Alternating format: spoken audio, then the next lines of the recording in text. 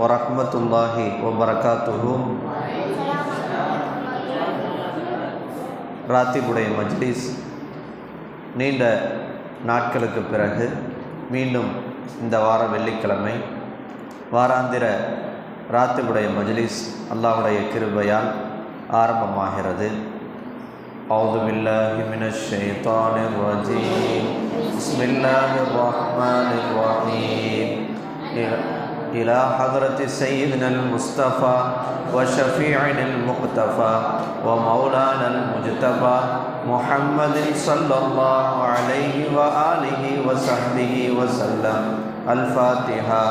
أعوذ بالله من الشيطان الرجيم. بسم الله الرحمن الرحيم. الحمد لله رب العالمين الرحمن الرحيم مالك يوم الدين.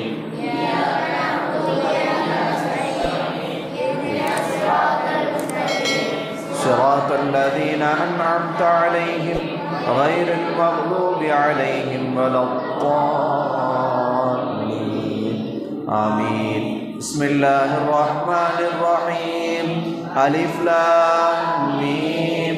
ذلك الكتاب لا ريب فيه هدى للمتقين الذين يؤمنون بالغيب ويقيمون الصلاة ومما رزقناهم ينفقون والذين يؤمنون بما أنزل إليك وما أنزل من قبلك وبالآخرة هم يؤمنون أولئك على هدى من ربهم وأولئك هم المفلحون. وإلهكم إله واحد لا إله إلا هو الرحمن الرحيم. الله لا إله إلا هو الحي القيوم لا تأخذه سنة ولا نوم له ما في السماوات وما في الأرض.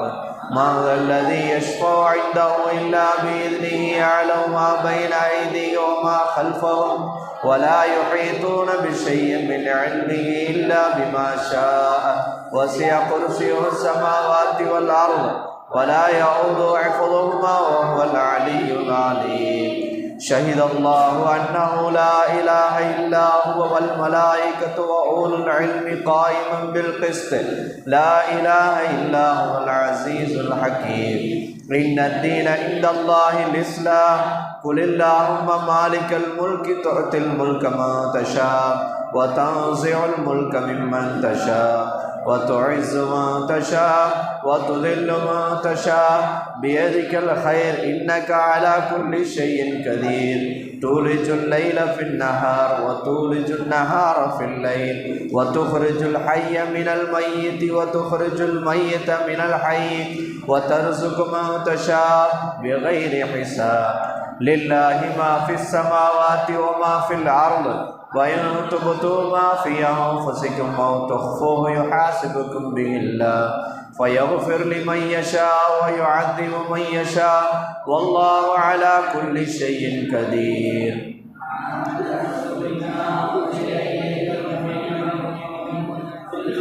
آمن بالله وملائكته وكتبه ورسله لا نفرق بين أحد من رسله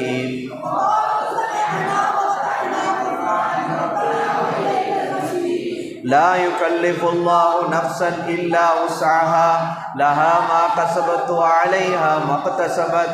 ربنا لا تؤاخذنا إن نسينا أو أخطأنا ربنا ولا تحمل علينا إصرا كما حملته على الذين من قبلنا ربنا ولا تحملنا ما لا طاقة لنا به واعف عنا واغفر لنا وارحمنا أنت مولانا فانصرنا على القوم الكافرين.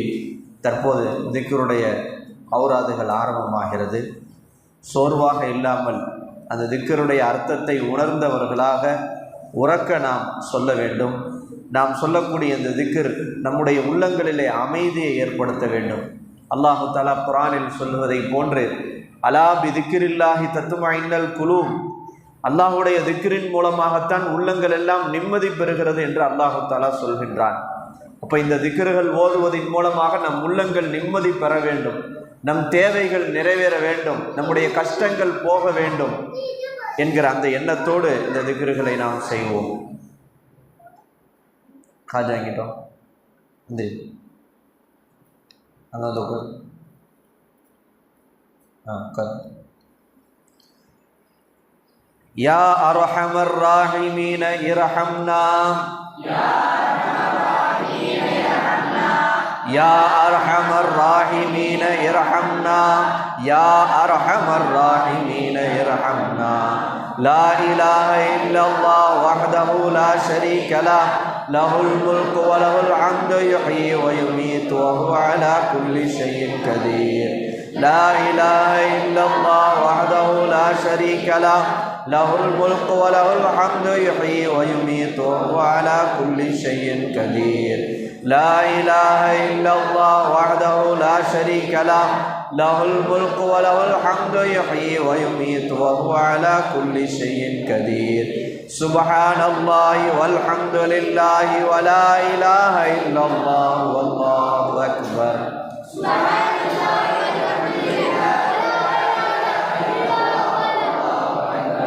subhanallahi walhamdulillahi wa la ilaha illallah wallahu akbar subhanallahi wa bihamdihi subhanallahil azim subhanallahi wa bihamdihi subhanallahil azim subhanallahi wa bihamdihi subhanallahil azim ربنا اغفر لنا وتب علينا إنك أنت التواب الرحيم ربنا اغفر لنا وتب علينا إنك أنت التواب الرحيم ربنا اغفر لنا وتب علينا إنك أنت التواب الرحيم اللهم صل على محمد اللهم صل عليه وسلم اللهم صل على محمد اللهم صل عليه وسلم اللهم صل على محمد اللهم صل عليه وسلم أعوذ بكلمات الله التامات كلها من شر ما خلق أعوذ بكلمات الله التامات كلها من شر ما خلق بسم الله الذي لا يضر مع اسمه شيء في الأرض ولا في السماء وهو السميع العليم بسم الله الذي لا يضر مع اسمه شيء في الأرض ولا في السماء وهو السميع العليم بسم الله الذي لا يضر مع اسمه شيء في الأرض ولا في السماء وهو السميع العليم رضينا بالله ربا وبالإسلام دينا وبمحمد نبيا ورسولا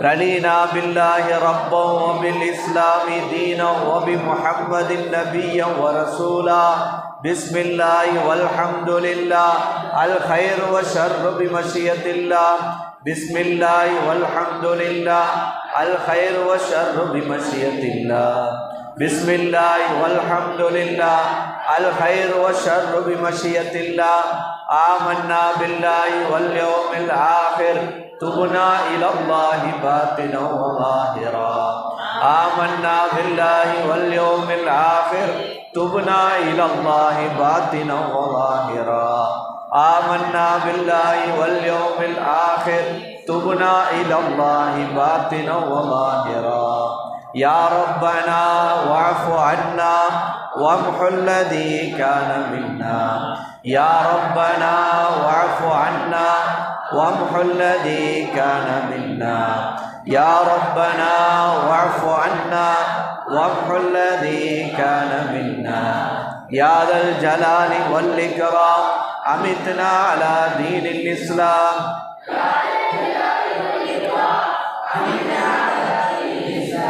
يا ذا الجلال والإكرام أمتنا على دين الإسلام يا ذا الجلال والإكرام أمتنا على دين الإسلام يا ذا الجلال والإكرام أمتنا على دين الإسلام يا ذا الجلال والإكرام أمتنا على دين الإسلام يا ذا الجلال والإكرام أمتنا على دين الإسلام يا قوي يا متين اكفي شر الظالمين يا قوي يا متين اكفي شر الظالمين يا قوي يا متين اكفي شر الظالمين أصلح الله أمور المسلمين صرف الله شر المؤذين أصلح الله أمور المسلمين صرف الله شر المؤذين أصلح الله أمور المسلمين صرف الله شر المؤذين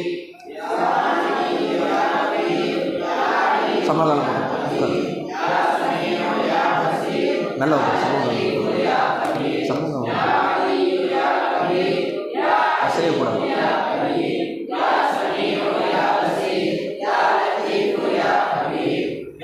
علي يا كبير يا عليم يا قدير يا سميع يا بصير يا لطيف يا خبير يا فارج الهم ويا كاشف الغم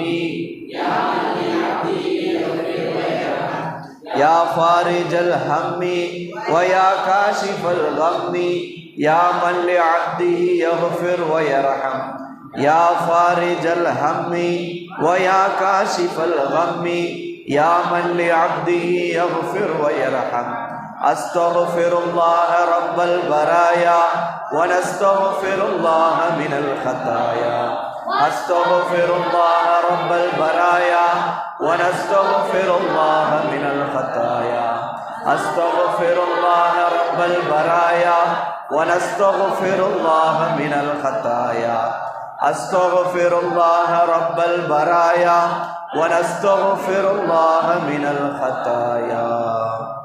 அல்ஹம்துலில்லாஹ்.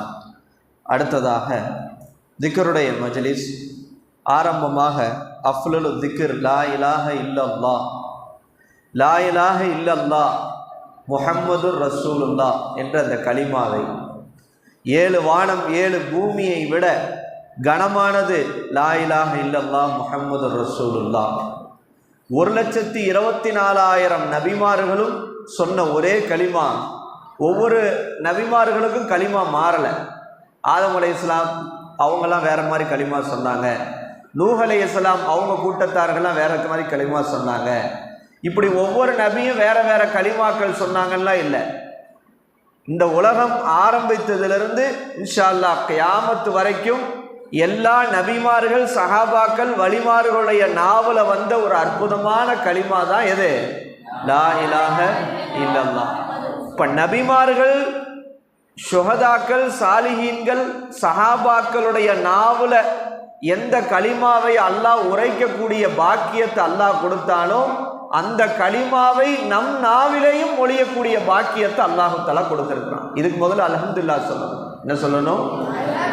அல்லாஹு தஆலா நம்மை காஃபிரான தாய் தன்னுடைய வயிற்றுல பிறக்க வைத்திருந்தால் நமக்கு இந்த கலிமாவுடைய நசீபு கிடைச்சிருக்காது. நம்ம இந்த கலிமா சொல்றவங்களா இருந்திருப்போமா? இருந்திருக்க வாய்ப்பு இல்லை.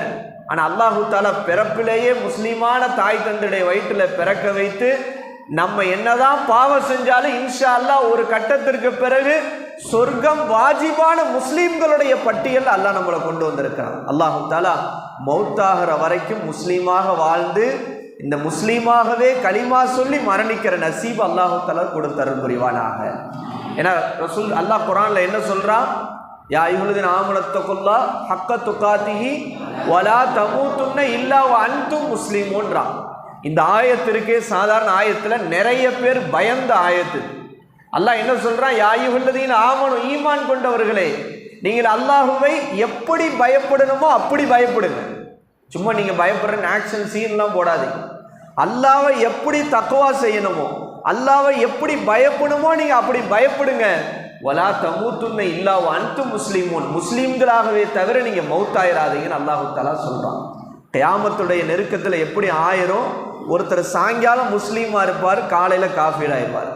காலையில முஸ்லீமா இருப்பார், சாயங்காலம் காஃபீர் ஆயிடுவார்.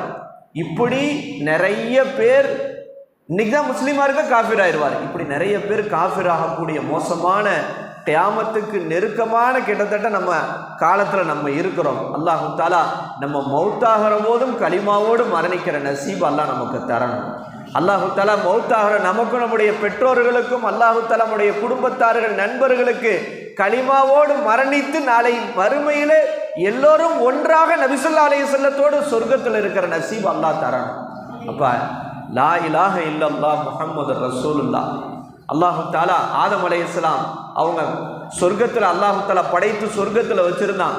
சொர்க்கத்தில் வைக்கும் போது அல்லாஹு தஆலா ஆதம் அலைஹிஸ்ஸலாம் சொர்க்கத்தை ஃபுல்லாக அனுபவிங்க, என்ஜாய் பண்ணுங்க, ஆனால் ஒரே ஒரு மரத்தை சொல்லி அந்த மரத்தை மட்டும் நீங்கள் சாப்பிடாதீங்க, அந்த மரத்தின் பக்கம் போகாதீங்கன்னா ஒலா தக்கரவா ஹாதிய ஷஜரா, இந்த மரத்தின் பக்கம் நீங்கள் நெருங்காதீர்கள்னா ஷைத்தானுடைய தூண்டுதல் பெயரில் அந்த மரத்தை அவங்க என்ன செய்கிறாங்க, அந்த மரத்தை தீண்டு அதில் இருக்கிற பழத்தை எடுத்து சாப்பிட்றாங்க. அல்லாஹு தஆலா என்ன செஞ்சிடறான், அந்த தவறின் காரணமாக மனிதர் என்கிற அடிப்படையிலே அல்லாஹ்வுடைய நாட்டப்படி அவர்களிடத்தில் ஏற்பட்ட இந்த செயலின் காரணமாக அல்லாஹு தஆலா பூமியில் இறக்கிடுறான். ஆதம் அலைஹிஸ்ஸலாத்து ஒரு இடத்துல, ஹவ்வா அலைஹிஸ்ஸலாத்து ஒரு இடத்துல, இப்படி இறக்கி என்ன செய்கிறான், அழுகிறாங்க. ஆதம் அலைஹிஸ்ஸலாம் அழுகிறாங்க, யா அல்லாஹ் இந்த தவறை நீ மன்னித்து விடுன்னு அழுகிறாங்க. பல நூற்றுக்கணக்கான வருஷங்கள் அழுகிறாங்க இந்த ஒரு மாறு செஞ்சதுக்காக. ஒரு கட்டத்தில் ஹதீஸில் வருது, ஆதம் அலைஹிஸ்ஸலாம் என்ன துவா செஞ்சாங்க, யா அல்லாஹ் என்னுடைய இந்த தவறை முஹம்மது ஸல்லல்லாஹு அலைஹி வஸல்லத்துடைய பொருட்டால் நீ மன்னிப்பாயான்னு துவா செய்கிறாங்க. என்ன துவா செய்கிறாங்க, அல்லாஹும்ம இன்னி அஸ்அலுக பிஹக்கி முஹம்மதின், யா அல்லாஹ் எனக்கு இந்த பாவத்தை என்ன செய்ய, முஹம்மது நபியுடைய பொருட்டால் மன்னிப்பாயாக. அல்லாஹ் தஆலா கேட்குறான், ஆதமே இவங்களை எப்படி உங்களுக்கு தெரியும், முஹம்மது நபி இன்னும் படைக்கவே இல்லை, அல்லாஹ் தஆலா இந்த பூமிக்கு அனுப்பலை, எப்படி உங்களுக்கு தெரியும்? ஆதம் அலைஹிஸ்ஸலாம் சொன்னாங்க, யா அல்லாஹ் என்னை நீ படைத்து, என்னை மண்ணால் படைத்து எனக்கு ரூஹை ஊதி நான் அரிஷுடைய தூணிலே பார்த்தேன், லா இலாஹ இல்லல்லாஹ் முஹம்மதுர் ரசூலுல்லாஹ் என்று எழுதி இருந்தது. அப்போ உன்னுடைய பெயரோடு, உன்னுடைய லா இலாஹ இல்லல்லாஹ் என்கிற இந்த கலிமாவோடு இன்னொருத்தருடைய பெயரை நீ சேர்த்து எழுதியிருக்கிறனா அது கண்டிப்பாக உனக்கு பிடிச்சமான ஆளாத்தான் இருப்பாங்க, உனக்கு பிரியமான அடியாராகத்தான் இருப்பார்கள். எனவே அவர்களுடைய பெயரை கொண்டு நான் உன்னிடத்துல துவா செஞ்சேன் என்று ஆதம் அலைஹிஸ்ஸலாம் சொன்ன போது அல்லாஹு தஆலா சொன்னான், நாம ஆதமே லவ்லாஹு லமா ஹலக்துக, முஹம்மது ஸல்லல்லாஹு அலைஹி வஸல்லம் இந்த உலகத்தில் நான் படைக்கவில்லை என்றால் உங்களையே நான் படைத்திருக்க மாட்டேன் என்று அல்லாஹு தஆலா சொல்கிறான்.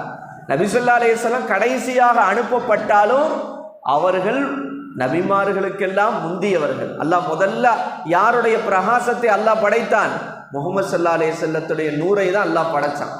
இப்போ நம்ம லா இலாஹ இல்லல்லாஹ் என்பது அரிஷுடைய தூணில் எழுதப்பட்ட அந்த கலிமா லா இலாஹ இல்லல்லாஹ் முஹம்மதுர் ரசூலுல்லாஹ். ஒரு மனிதன் வாழ்க்கை முழுக்க காஃபிரா இருந்தாலும் மௌத்தாகிறதுக்கு தொண்டை குழியில உயிர் வர்றதுக்கு முன்னாடி அவன் கலிமா சொல்லிட்டா அவன் சொர்க்கவாசி ஆயிடுறான். அவன் முன்னாடி செஞ்ச எல்லா பாவமும் அது அழிக்கப்பட்டு விடுகிறது. அப்படிப்பட்ட லா இலாஹ இல்லல்லாஹ் என்கிற இந்த கலிமாவைத்தான் நாம் திக்ர் செய்கிறோம். பெரியார்கள் சூஃபியாக்கள் ஒரு நாளைக்கு குறைஞ்சபட்சம் 100 முறையாவது லா இலாஹ இல்லல்லாஹ் சொல்லணும்.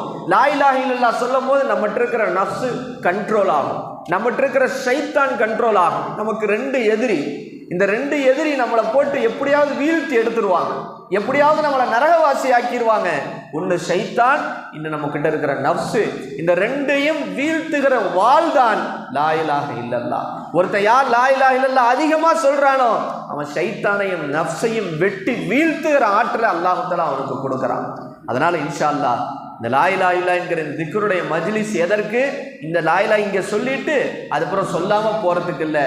தினமும் இன்ஷா அல்லாஹ் குறைந்தபட்சம் 100 முறையாவது இன்ஷா அல்லாஹ் லா இலாஹ இல்லல்லாஹ் சொல்லலாம்ல.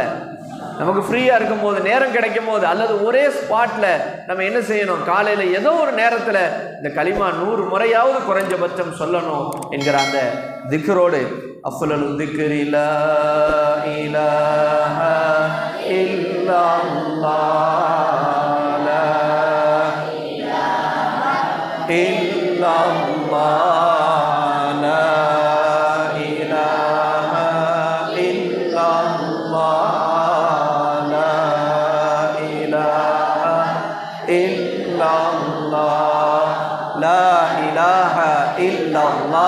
لا إله إلا الله لا إله إلا الله لا إله إلا الله لا إله إلا الله لا إله إلا الله லா இலாஹ இல்லல்லாஹ் லா இலாஹ இல்லல்லாஹ் லா இலாஹ இல்லல்லாஹ் லா இலாஹ இல்லல்லாஹ். அல்லாஹு தஆலா இந்த வார்த்தை எப்படி அமைச்சு வச்சிருக்கிறான்? லா இல்லா இல்லல்லாஹ். லா என்றால், லா இலாஹ என்றால் என்ன? உலகத்தில் இருக்கிற எந்த ஒரு வஸ்துக்களும் எனக்கு வணங்கப்படக்கூடியதாக இல்லை. உலகத்தில் இருக்கிற ஒரு பொருள் நம்ம எப்போ வணங்குவோம்? அல்லாஹ்வை ஏன் நம்ம வணங்குறோம்? அவன் தான் நம்மளை படைத்தான், பரிபாலித்து கொண்டே இருக்கிறான், நம்முடைய எல்லா தேவைகளையும் அவன்தான் பூர்த்தி செய்து கொண்டே இருக்கிறான் என்கிற இந்த உலூஹியத் என்கிற இந்த தன்மை இருக்கிறதுனால தான் அவனை வணங்குறோம். அப்போ உலகத்தில் யாரும் நம்முடைய தேவையை பூர்த்தி செய்ய முடியாது. நம்முடைய தாய் தந்தையுடைய தேவையை பூர்த்தி செய்ய முடியாது. நம்முடைய குடும்பத்தார் நம்முடைய தேவையை பூர்த்தி செய்ய முடியாது. இந்த சாப்பிட்ற சாப்பாடு நம்முடைய பசியை தீர்க்காது. உலகத்தில் இருக்கிற எதுவும் நம்முடைய தேவையை பூர்த்தி செய்ய முடியாது. லா இலாஹ என்று சொல்லுகிற போது எதுவும் எனக்கு தேவையை பூர்த்தி செய்யக்கூடியதாக இல்லை.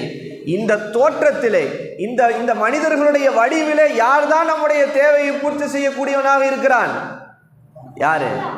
இல்லல்லாஹ். அல்லாஹ் தான் நம்முடைய தேவையை பூர்த்தி செய்யக்கூடியவனாக இருக்கிறான் என்கிற எண்ணத்தோடு எதுவெல்லாம் என்னுடைய தேவை, என்னுடைய பணம், காசு, என்னுடைய திறமை, எதெல்லாம் நம்முடைய தேவையை பூர்த்தி செய்யக்கூடியதாக நம்ம விளங்கி வச்சிருக்கிறோமோ, கண்ணை மூடி லா இலாஹ நீ என்னுடைய தேவையை பூர்த்தி செய்யக்கூடியதாக இல்லை, இல்லல்லாஹ் அல்லாஹ் தான் என்னுடைய தேவையை பூர்த்தி செய்யக்கூடியவனாக இருக்கிறான் என்கிற எண்ணத்தோடு நாம் திக்ர் செய்யணும். அதனால தான் லா இலாஹ என்று சொல்லி நஃபி இல்லை என்று சொல்லி இல்லல்லாஹ் அல்லாஹ் மட்டும்தான் தேவையை பூர்த்தி செய்யக்கூடியவனாக இருக்கிறான் என்கிற எண்ணத்தை உள்ளத்திலே ஆழமாக பதிய வைக்க வேண்டும். லா இலாஹ இல்லல்லாஹ் இல்லல்லாஹ் லா இலாஹ இல்லல்லாஹ் லா இலாஹ இல்லல்லாஹ் லா இலாஹ இல்லல்லாஹ் லா இலாஹ இல்லல்லாஹ் லா இலாஹ இல்லல்லாஹ் லா இலாஹ இல்லல்லாஹ் லா இலாஹ இல்லல்லாஹ் லா இலாஹ இல்லல்லாஹ் லா இலாஹ இல்லல்லாஹ் முஹம்மதுர் ரசூலுல்லாஹி ஸல்லல்லாஹு அலைஹி வஸல்லம். அடுத்ததாக இல்லல்லாஹ் இல்லல்லாஹ் என்று கல்புல் முக்மின் அரிஷுல்லா. ஒரு முக்மீனுடைய உள்ளம் என்பது அல்லாஹ் இருக்கக்கூடிய அரிஷு. ஆனால் அல்லாஹ் இருக்க வேண்டிய இந்த உள்ளத்திலே பாவமான சிந்தனைகளும் ஷைத்தான்களும் தேவையற்ற தவறான எண்ணங்களும் இருக்கிறது. அல்லாஹ் இருக்க வேண்டிய இந்த உள்ளத்தில் இந்த துன்யாவுடைய கேவலமான எண்ணங்கள் நம்முடைய உள்ளத்தில் இருக்கிறது. எனவே இல்லல்லாஹ் சொல்லி என்கிற இந்த பாவமான விஷயங்கள் நம்முடைய உள்ளத்திலிருந்து அதை நீக்கிவிட்டு அல்லாஹ் இருக்கும் இடமாக நம்முடைய உள்ளத்தை ஆக்க வேண்டும் என்கிற எண்ணத்தோடு எல்லா சிந்தனைகளையும் தூக்கி எறிந்துவிட்டு இல்லல்லாஹ் இல்லல்லாஹ் என்று உள்ளத்தை அடித்தவர்களாக நாம் சொல்ல வேண்டும். இல்லல்லாஹ் இல்லல்லாஹ் இல்லல்லாஹ் இல்லல்லாஹ் இல்லல்லாஹ் இல்லல்லாஹ் இல்லல்லாஹ் இல்லல்லாஹ் இல்லல்லாஹ் illallah illallah illallah illallah illallah illallah illallah illallah illallah illallah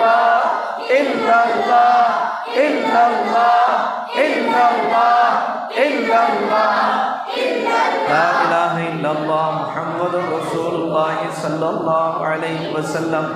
அடுத்ததாக அல்லாஹ் அல்லாஹ் என்கிற திக்ரை எப்படி ஒரு குழந்தை தன்னுடைய தாயிடத்தில் ஏதேனும் ஒரு பொருள் வேண்டும் என்றால் அழுது அடம் பிடிக்குமோ, அம்மா அம்மா என்று அது அழுது அடம் பிடிக்குமோ, அதே போன்று 70 தாயை விட பாசமிக்க அல்லாஹ்விடத்திலே நம்முடைய தேவைகளை முன்வைத்தவர்களாக, அவனை தவிர நமக்கு தேவையை பூர்த்தி செய்பவர்கள் யாரும் இல்லை, நம்முடைய ஹாஜத்துகளை நிறைவேற்றுபவர்கள் யாரும் இல்லை, நம்மை பாதுகாக்கக்கூடியவர்கள் யாரும் இல்லை என்கிற எண்ணத்தோடு நம்முடைய எல்லா கஷ்டங்களையும் முறையிட்டவர்களாக அல்லாஹ் அல்லாஹ் என்று பாசமோடு அன்போடு அல்லாஹுவை நாம் அழைப்போம்.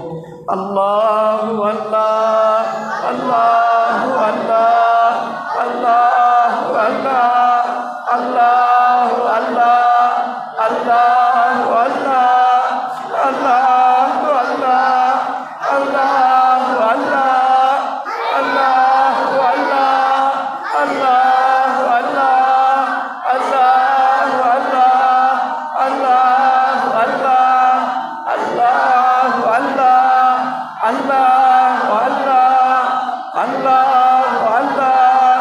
அல்லாஹு அல்லாஹ். அடுத்ததாக அஸ்மாவுல் ஹுஸ்னாவிலே அல்லாஹ்வுடைய இஸ்முல் ஆலம் என்று சொல்லப்படுகிறதாக இருக்கிற அஸ்மாக்களான யா ஹய்யு யா கையூம் என்று அல்லாஹ்வை அழைப்போம். யா ஹய்யு யா கையூம், யா ஹய்யு யா கையூம், யா ஹய்யு யா கையூம், யா ஹய்யு யா கையூம், யா ஹய்யு யா கையூம், யா ஹய்யு யா கையூம், யா ஹய்யு யா கையூம், யா ஹய்யு யா கையூம், யா ஹய்யு யா கையூம், யா ஹய்யு யா கையூம், யா ஹய்யு யா கையூம். ஒரு விஷயத்தை உங்களிடத்தில் சொல்கின்றேன். தொழுகையுடைய விஷயத்தில் பொடுபோக்காக நம்ம இருக்கக்கூடாது. குறிப்பாக ஃபஜ்ருடைய லுஹருடைய தொழுகையில் மொத்த மதரசாவும் ரொம்ப பொடுபோக்காக இருப்பதை போன்று தெரிகிறது. அந்த விஷயத்தில் ரொம்ப கவனமாக இருக்கு. ரசூல் ஸல்லல்லாஹு அலைஹி வஸல்லம் என்ன ஹதீஸில் சொல்கிறாங்க, உங்களுடைய பிள்ளைகளுக்கு 7 வயதானால் நீங்கள் தொழுக சொல்லி கற்றுக் கொடுங்கள், 10 வயதானால் தொழுகாவிட்டால் அடியுங்கள்ன்றாங்க. ரசூலுல்லாஹ் ரஹ்மத்துல் ஆலமீன், அகிலத்துக்கே ரஹமத்தாக வந்தவர்கள். ஆனால் அந்த ரசூலுல்லாவே ஒரு 10 வயசாகி ஒருத்தர் தொழுகலை அப்படின்னா அடியுங்கன்னு சொல்கிறாங்க, உதறிபூன்றாங்க. இப்போ எவ்வளோ இரக்கமான நபியை என்ன செய்கிறாங்கன்னா அடிக்க சொல்லி சொல்கிறாங்க. தொழுகு விஷயன்றது எவ்வளோ முக்கியமானதுன்றதை நம்ம இங்கே சிந்திக்கணும். அதனால் இரவு நம்ம சாப்பிட லேட்டாக என்ன ஆனாலும் சீக்கிரம் போய் படுத்துறோம் பேசிக்கொண்டு. காலையில் ஃபஜ்ரில் பொடுபோக்காக எந்திரிப்பது உஸ்தாத்மார்களுக்கு சிரமத்தை தரக்கூடாது. ஏன்னா அந்த நேரத்தில் எழுப்பிடும் போது இருக்கக்கூடிய கோபம் இருக்குது, சாதாரண கோபம் கூட அது பத்துவாக மாறிடும். ஏன்னா நான் அந்த ஃபீல்டில் இருந்திருக்கிறேன். 10 வருஷமாக எழுப்பி விட்டுருக்குறேங்க. இப்போ சமீபமாக ஒரு 2-3 வருஷமாக தான் அதில் கொஞ்சம் தவிர்த்துக்கிறேன். யூசுப் உஸ்தாத் இருக்கும்போது கூட அதிகமாக எழுப்பிவிடுவேன். ஒரு காலத்துலலாம் மொத்த மதரசாவே எழுப்பிவிட்ட காலெலாம் உண்டு. 200-250 பேர் எழுப்பிவிட்ருக்கேன் காலைல ஃபஜ்ருக்கு. டெய்லி காலையில் என்ன வேலைன்னா ஃபஜ்ரில் கையில் ஃபோன் எடுத்துகிட்டு பாட்டை போட்டுட்டு அப்படி 250 பேரையும் ஃபஜ்ருக்கு அப்படியே ஜமாத்தை மிஸ் பண்ணாமல் உட்கார வச்சுருக்கிறேன். ஆனால் அந்த நேரத்தில் எவனாவது எந்திரிக்கலைன்னா வரக்கூடிய கோபம் இருக்குது தெரியுமா, மனசுக்குள்ள அப்படி ஒரு டென்ஷன் வரும். எழுப்பூட படுறவனுக்கு டென்ஷன் வரும். அது அவன் சைத்தானியோடு வரக்கூடிய டென்ஷனு. ஆனால் அல்லாஹ்வுக்காக ஒருத்தன் எழுப்பிவிடும் போது வரக்கூடிய டென்ஷன் பாருங்கள். அந்த டென்ஷனில் வரக்கூடிய அந்த மனசில் குமுறல் இருக்குது தெரியுமா. நான் பல பேருக்கு துவா செஞ்சுருக்கிறேன். ஒன்ஸ் அப்பான் எ டைம் நான் ஒரு 10 வருஷத்துக்கு முன்னாடி, ஒரு 7-8 வருஷத்துக்கு முன்னாடி. ஏன்னா அவ்வளோ அந்த தூக்கத்தில் அப்படியே நமக்கு அவ்வளோ வெறுப்பேற்றுவாங்க. எதுக்கு சொல்ல வரேன்னா, உஸ்தாத்மார்களை சிரமப்படுத்தாது. உஸ்தாத் வந்துட்டாங்க, எழுப்பிவிட வந்துட்டாங்க, அவங்க நம்ம சிரமப்படுத்தக்கூட டக்குன்னு எழுந்து உட்காந்துடுறோம்.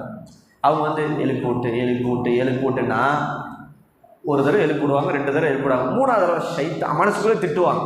யதார்த்த மனிதர் அதுதானே. அது என்ன ஆகுன்னா, அது துவாவாக போயிடக்கூடாது. அது நமக்கு அப்படியே பத்துவாவாக போயிடக்கூடாது. சார் வருவாங்க, எழுப்பிவிடுவாங்க, டக்குன்னு எழுந்திரிச்சிடணும். நம்மளை எழுப்பிடுறதுக்கு கூட அவங்க அப்படி வர்றதுக்கு கூட நம்ம எழுந்திரிச்சிடணும். நான் அப்படியே எந்திரிப்பேன், சுருட்டிட்டு எந்திரிச்சிடுவேன். நான் ஓதக்கூடிய காலத்தில் எனக்கு யாருக்கும் சிரமம் கொடுத்ததே கிடையாது.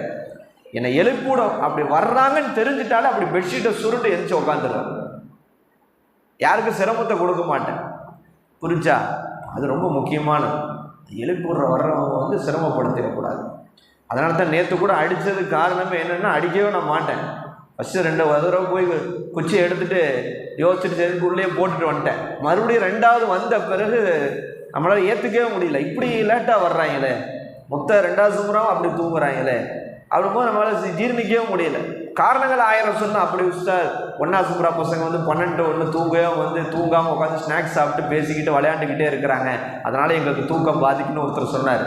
இப்படி காரணங்களை நிறைய என்ன செய்யலாம், முடிக்கிறேன் 1வது சுமரா காரணம் கற்பிக்கலாம். ஆனால் எந்திரிக்கிறது நம்ம கையில் தான் இருக்குது. இங்கே எப்படி நீங்கள் பழகிறீங்களோ அப்படித்தான். கமா தைஷூன தமூத்தூன கமா தமூத்தூன துபாசும் ரசூலுல்லாஹ் சொன்னாங்க. நீ எப்படி வாழ்றையோ அப்படி மௌத்தா போவ, நீ எப்படி மௌத்தா போறையோ அப்படின்னு நாளைக்கு மறுமையில எழுப்பப்படுவ. நீ தொழுகையாளியா, ஒரு பேணுதல் மிக்கவனா நீ இங்கே இருந்தீன்னா, நீ இங்கேருந்து போன பிறகும் கூட அந்த தொழுகை உனக்கு காப்பாற்றும். நீ எந்த ஃபீல்டுக்கு வேணால் போகலாம், ஆனால் நீ தொழுகையாளியாக இருப்ப.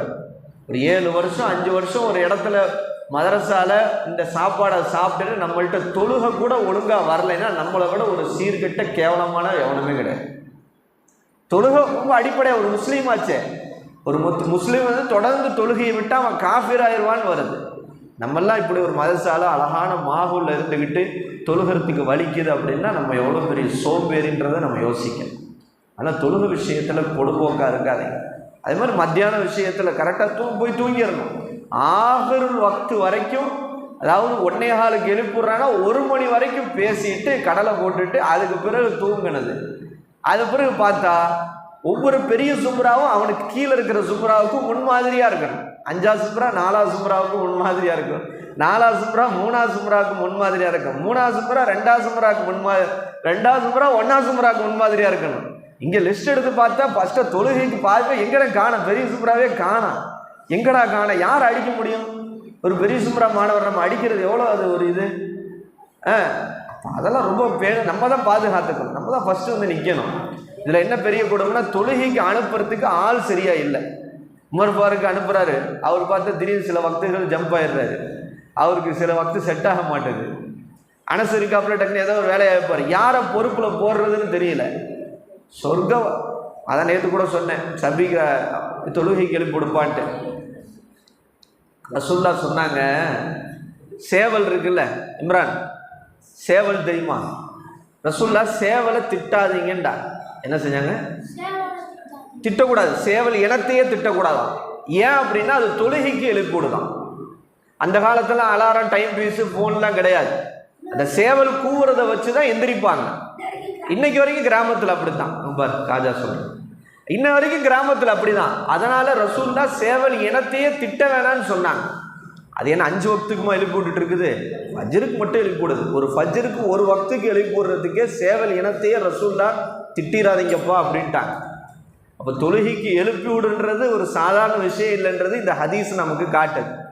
அதனால் தொழுகை விஷயத்தில் ரொம்ப கவனமாக இருங்க, பொடுபோக்காக இருக்காதீங்க. அதே போன்று சுன்னத் தொழுகக்கூடிய விஷயத்தில் பார்க்குறோம், மின்னல் வேகத்தில் சுன்னத் தொழுதுறாங்க. எப்படி வந்து தொழுவாங்கன்னு தெரியல.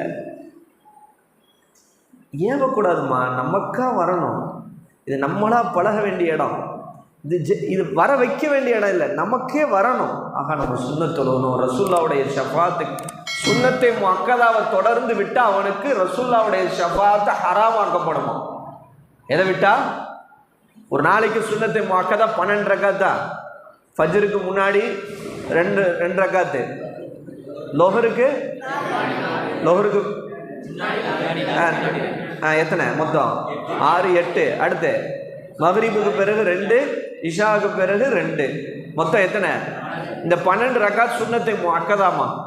யார் இந்த தினமும் சுன்னத்தை முஅக்கதாவை பேணி வருகிறாரோ சொர்க்கத்தில் அல்லாஹ் அவருக்காக வீடை கட்டுகிறான்னு ரசூல்லா சொல்றாங்க.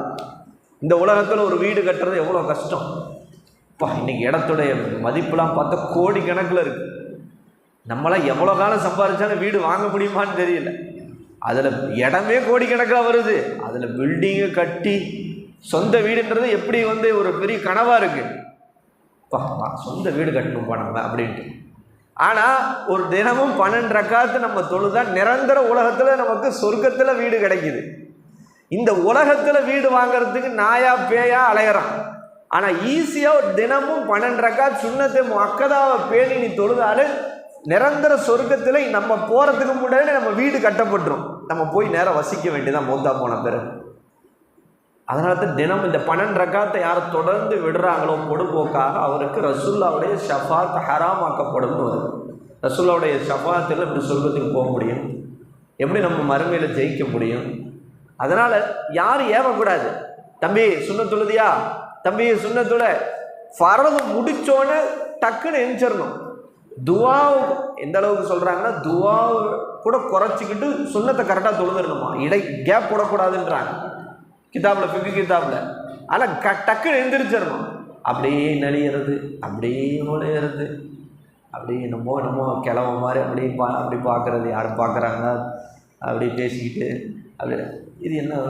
இந்த பழக்கம் தான் வீட்டில் போய் வரும். தொட்டில் பழக்கம் சுடுகாடு வரையும் மாதிரி மதசாலை பழகம் தான் வீட்டில் போய் வரும். மதசாலை இப்படி கஷ்டப்பட்டு தொழுதிங்கன்னா வீட்டில் கஷ்டப்படாமல் தொழுகவே மாட்டீங்க.